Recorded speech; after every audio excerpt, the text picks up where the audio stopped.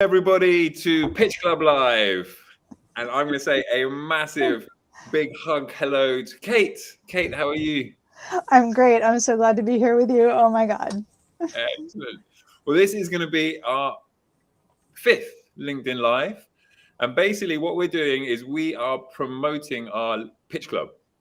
And Pitch Club is a wonderful community of people that come from all over the world, quite literally, to spend an hour together every week to improve as a community, to share, to support, to give feedback, to grow. And Pitch Club Live is all about inviting really fantastic members of our community to come and have a conversation that we don't have time for at Pitch Club. So if you're interested about Pitch Club, it is twice a week.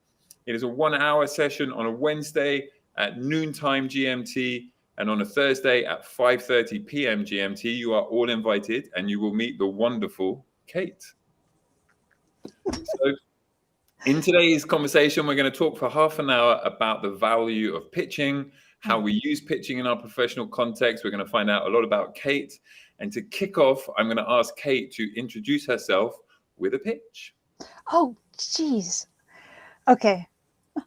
Hi, I'm Kate. I am probably known as the most long-winded feedback giver in Pitch Club. What I do for, work is that I am a creative problem solver. I tend to work with founders and leaders and usually of tech companies. And I enjoy that very much. Ideation is my sweet spot. Creativity is my sweet spot. Tech is my sweet spot. And really smart, creative, passionate people. These are my people. So if you find yourself being stuck in a moment of, HR or organizational growth or something else, I am open to ideation sessions about literally almost any topic under the sun. So, and it's something I'm really, really good at. Yay, ADD. So that's... This is going to be hard because I have to go and pick up my girls. It's their birthday today, and we're going to pick them up from school and have a birthday dinner. And we're trying to squeeze this in half an hour, but we're going to talk about so much stuff that half an hour is going to fly by. It's going to fly by. So, can I pitch about Pitch Club? Yes, please. Okay, so pitching scares me to death. So I wanted to just say that one of the amazing things about Pitch Club is you can come and you don't have to pitch. You don't have to pitch. You can come and watch other people pitch and learn so much. And you can learn so much just by all of a sudden, maybe you'll give a little feedback. Therefore, you're speaking in front of a group, but from a safe seated position in a big matrix of faces. And so don't feel like when you come to Pitch Club, you have to pitch. You're not going to get called on. It's like, okay, now you pitch. It doesn't go like that. So if you are pitch shy or pitch averse, you can still come to Pitch Club and learn a ton and sneak up on the moment when you're going to say, yes, I'll pitch. So don't be scared just because you don't feel like you're ready to pitch. It's not going to happen to you without your consent. So that's wonderful. So to lead on from that, let's forget the questions that I prepared. Okay. Tell us about the first time that you pitched at Pitch Club. Okay, so the first time I pitched at Pitch Club, there weren't very many people there. There weren't very many people there, and there was an opening, and I found myself writing my name in the chat as if I had been possessed by some creature who wanted to embarrass me publicly. And so the next thing I knew, I was pitching, and I had no pitch prepared. So I told a story. And what I'd really like to say is that you don't have to be pitching a product. You don't have to be pitching a thing. You can just practice telling a compelling story. And so I told a story about how I tried to transform and have actually, even in the world of COVID, we still wave at each other as people go by, but from a very, very stoic, keep to yourself New Hampshire neighborhood to a wave and smile as you drive by neighborhood. And how proud I was to be able to instigate that by, well, brute force, smiling and waving at everyone who drove by until they smiled and waved back. I vividly remember your pitch because it was even though you said you were super scared, super nervous, you weren't prepared, you didn't really know what you were saying, from the audience's perspective, from my seat, you were incredibly calm, charismatic. And I think that was a lot to do with because you decided to tell a story. Mm-hmm. And it was the waving lady story. Yeah. And you sort of, the story structure had really good pace and beats and reveals, and it landed in our 3-minute pitch window. And it's quite interesting because how you feel as the presenter is completely different than how you're perceived by the audience, isn't it? And that's actually shocking, because if you feel like you're dying, you feel like everyone knows that and can see it, and it's not necessarily true. And that is really that's revolutionary, because what that does is that allowed me to go way out of my comfort zone, and survive it. I mean, and that's something that my body now remembers. So I now know that I may feel like I'm going to die, but I'm probably not going to during a pitch. So that's, which is a good lesson, right? The thing is, Pitch Club, we try to schedule, our goal, our KPI is to schedule 5 pitches per event. Mm-hmm. And with the nature of life and working from home and commitments, and because we're asking people to make time for this, mm-hmm. we always get sort of cancellations, which means there are always opportunities. Someone else cancels, someone else gets an opportunity, and we call them impromptu pitches. Mm-hmm. And we're trying our best to schedule as much as we can, but of course life is fluid. And whenever I'm offering the stage to somebody, I'm always like, life doesn't schedule your pitch. Mm-hmm. So if you're at a networking event, or if you get into the classic elevator where you will have a moment with a decision maker, that wasn't on your calendar. You weren't always given time to prepare for that. And so by embracing these impromptu moments, you are preparing for a future unknown opportunity. And I think what you demonstrated when you did it was real commitment to the community, because you felt safe and you felt like this was a space that you could move out of a comfort zone. And I think you led by example without necessarily deciding to lead. You just said, I will do it. And what I've noticed, and I've never told you this before, is that the feedback you give people is so supportive, because I think it comes from a place of having been there. Yeah. And you know what it feels like to sort of go, I'm going to say yes, but I don't want to say yes. I'm typing my name before I really have, it's a bit like, I always remember standing on a diving board at like 8 years old. Like we used to go to the pool a lot, jump in the pool off the side. That was fine. But going up to a proper diving board, standing on the edge. And I can still remember that knee jerk where your body's like going, and you're sort of almost jumping, but you're not. And I don't know if that is what it feels like. You're like, I'm going to do this. I also felt like I could crash and burn and it was going to be okay, because I was in a safe space.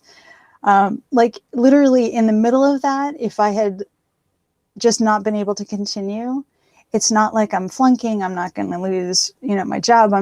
It's really that safe. And I think that safety allows for experimentation and allows for that, those moments of impulse where you say yes, where it's like, oh my God, I can't believe I just said yes to this. I must be out of my mind. But I also have to say that, as you may have noticed, I've only signed up to pitch once. And it was really hard because I had all that anticipatory panic. So I just might be a better impromptu speaker. And that's okay, because that's what my job generally entails. So that's fine.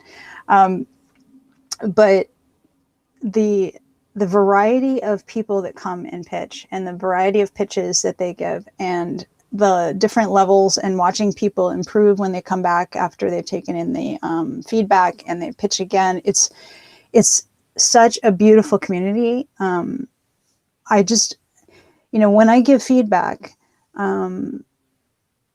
yes, a lot of what I'm doing is supportive, but I don't think it's necessarily because I remember how terrified I was. It's because that's just who I am. And I think that one of the most important things that each of us has to remember is that we each have strengths. And oftentimes the universe is telling us to, put our strength aside and then develop all these other strengths, right? We're supposed to like develop other strengths. And I think we should center our strengths and then develop stuff that supports that. So that's one of the reasons why I give feedback the way that I do, is that if there's a specific part of the way that someone is pitched that is really effective, I want them to anchor that and then look at the rest of the information that they're getting as things to develop to support that, core strength, because that's so much easier than saying, otherwise, you have really strong legs and someone tells you that you need to develop your biceps. It's like, yes, but then you don't ignore your legs. You build from your strength. And I think that that's sort of what happens when I give feedback. I also am completely and utterly honest. So I'm not a sunshine up your skirt person at all. I'm really honest. So I'm not going to say that was really effective unless that was really effective. So that also, I think, makes a difference.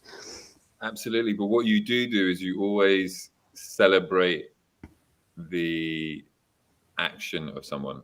Yeah. You always tell them that they did a great job, and it may not be the best pitch in the world, and you have insanely really focused constructive feedback, but you always say congratulations for having a go, which I'm always God, it's so brave, and it's so cool when people do it. Yeah. So let's talk a little bit about so we talked a lot about Pitch Club, which is fantastic, but let's talk about you and how you use pitching as you as a professional. So kind of unpack that for us a little bit. Okay, the timing's perfect because I was actually about to contact you and ask you to help me with a pitch. So we're going to do that. We have a session now. We're going to schedule it because I need help with a pitch. But most of the time, the work that I've done has been through word of mouth, and so I haven't had to pitch cold, or to somebody who doesn't know me. And that's been much more like a conversation. So although it's a pitch, it's a conversational pitch. So it allows me to have more of a conversation that's literally a conversation.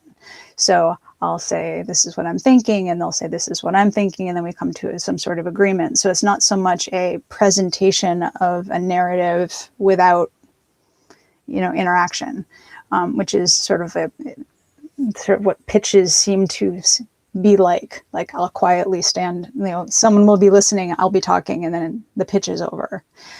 So most of my pitching is much more conversational.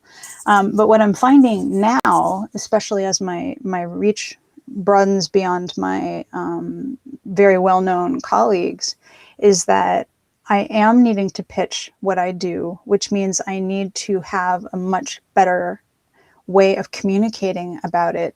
And what I've found is, as a multi-potentiate person with all of these weird skills that I draw on, that trying to create a simplified, concise, audience-sensitive way of communicating what I offer is really hard. And so one of the reasons why I'm going to take advantage of your actual one-on-one pitching coaching, just by the way, he also does that, is because I need to develop a way to communicate all this, that if you know me, you can get it. But if you don't know me, how do I allude to it in a way that's attractive, effective, and accurate? So I'm going to be working on my pitch, to be honest. That's fantastic. And then when you're working one-on-one with a client, let's say you're not pitching your services, but you're engaged on a project, how does pitching factor into your, the services professionally that you provide to people? You mean during the actual work? Yeah, when you're engaged on a project with somebody. Okay, so if we use the word pitch to include the presentation of an idea in a persuasive and hopefully provocative way. I don't mean provocative, but provocative way. I tend to use questions. Have you considered, or how about we think about? And so I bring pitching in to, especially if I'm bringing in a new and radical idea to a very established structure. The thing that I try to do is use the word imagine. Imagine, just for a second, if we could put that aside and just start with a blank piece of paper. Imagine. So I'm not saying we're going to do this. So I kind of sneak it in using the word imagine. And I don't do that consciously. It's an unconscious way I've found that works. But I think that anytime someone is presented with new information, it's important to use that person's language rather than your own whenever possible, and to have it be an invitation into a conversation rather than I'm now going to send you information as fast as I possibly can.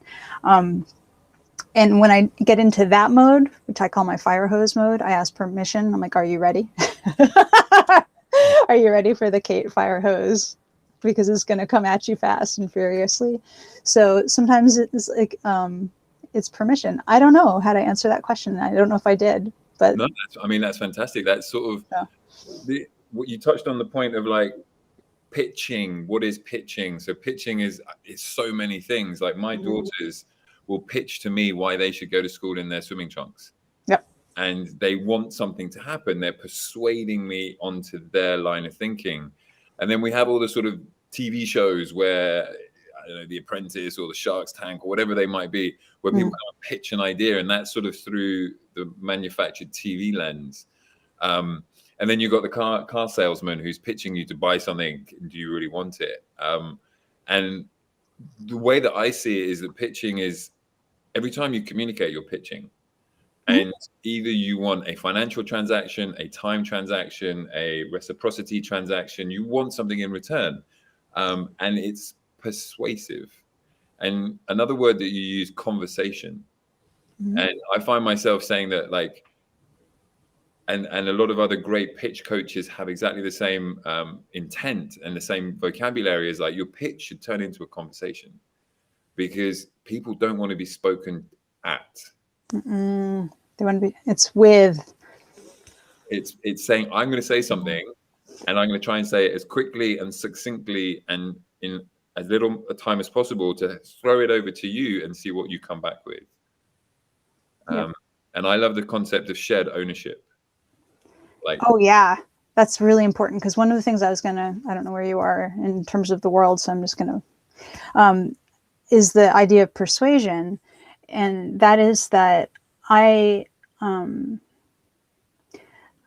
definitely use the word invitation versus persuasion, because some of the time, through things we do not know, our idea is not the right thing for that situation, whatever that situation is. So in the same sense that when I go buy a car and they tried to persuade me to buy the car their way, you know, by the end of the conversation, I actually am known for this in our family because I'm really good at it, is I flip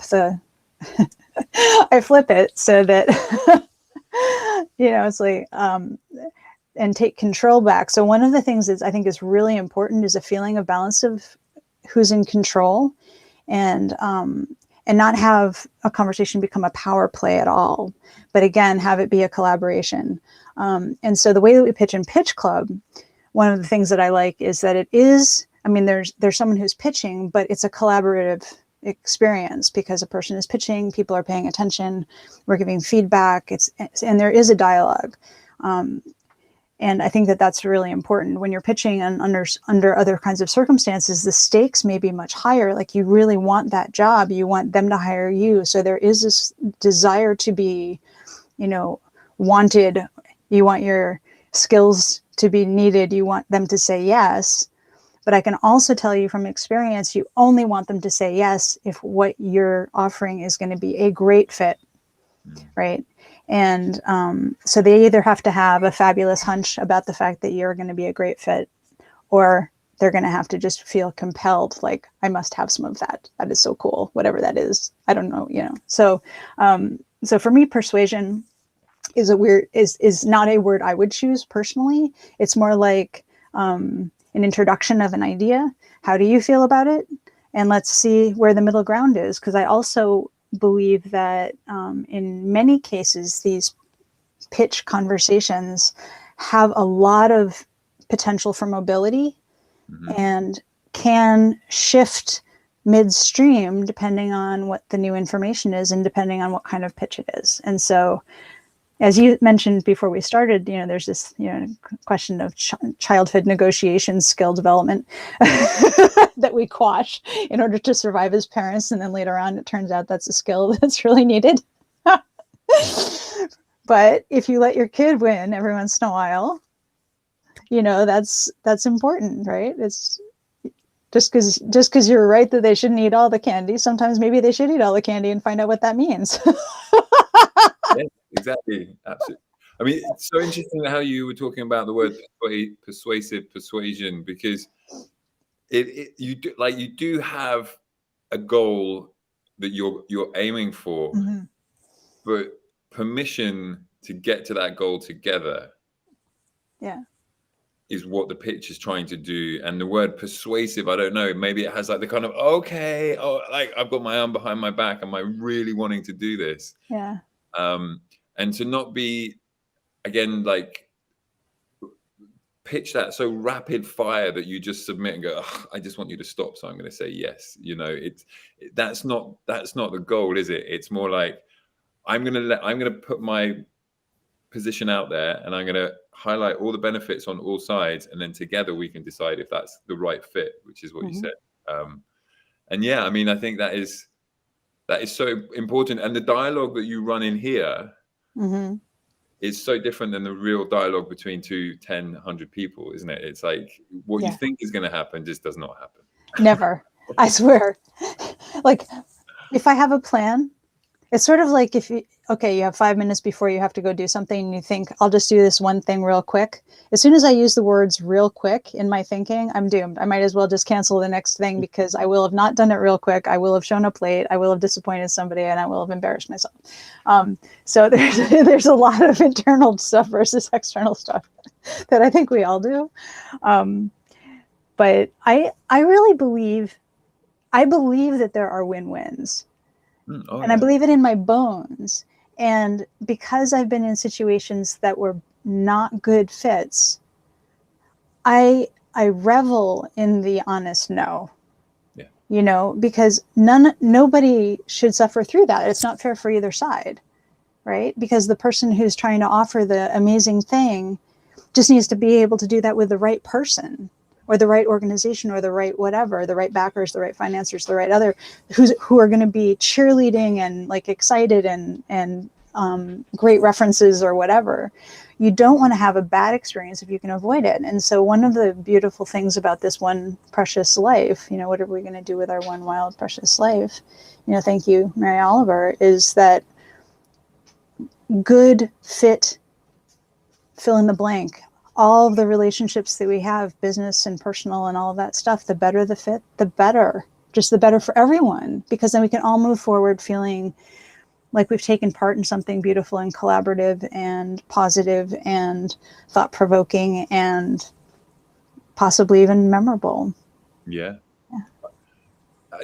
When you were talking, I was just imagining a filter. So we all talk about funnels and filters. The pitch also filters out the other way. So let's say a startup is pitching to investors. The investors are saying, do I want to get involved? At the same time, the startup is saying, are you the right fit for me? And there is an imbalance. The balance shifts in different stages of that relationship. But the pitch is a way. And when you get a no, like you said, when someone sort of goes, you know what? It's not really for me. Thank you. But I get what you're trying to do, and it's not good for me.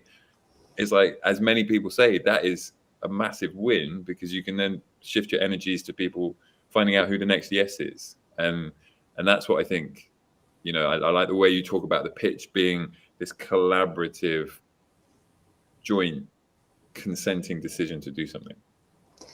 I spend a lot of time in my life and in work sort of saying, who do you want me to be?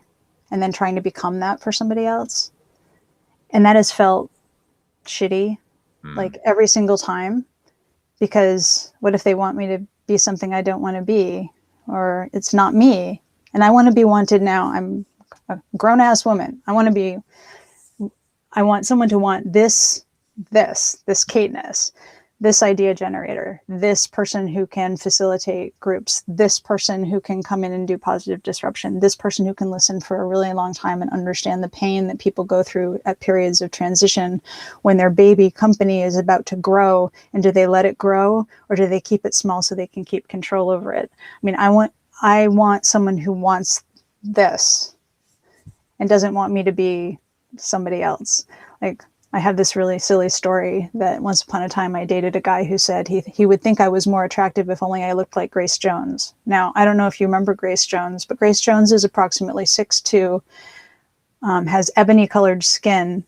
And I think the thing that we have in common is that we are both human beings on the planet. So it was almost like saying, like, so what is this about then? Like, what? I don't want to ever be I don't want to have someone buy this and want Grace Jones. That will not work for me. So I am done with that. I am done with that. Done with that. And one of the things about pitching is that if you're coming from a place of desperation, this is one thing I just wanted to touch on. I know you need to go, is that desperation is not a place where good ideas and good decisions come from. No. And I had someone call me out once, 20 years ago, in a moment of my desperation. I was talking to someone, I had an idea, and I really wanted them to hear my idea because I had such a good idea, and it was an idea I really wanted them to get. And the person who was with me was watching the other person, like, literally physically back off. And I was missing that because I was so intensely trying to communicate my idea. And the more they backed off, the more desperate I felt. Like, oh my God, I really want you to get my idea.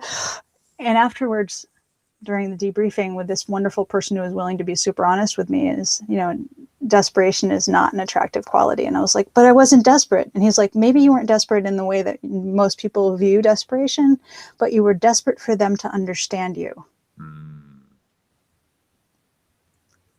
This is such a good point to come into episode 2 in the future.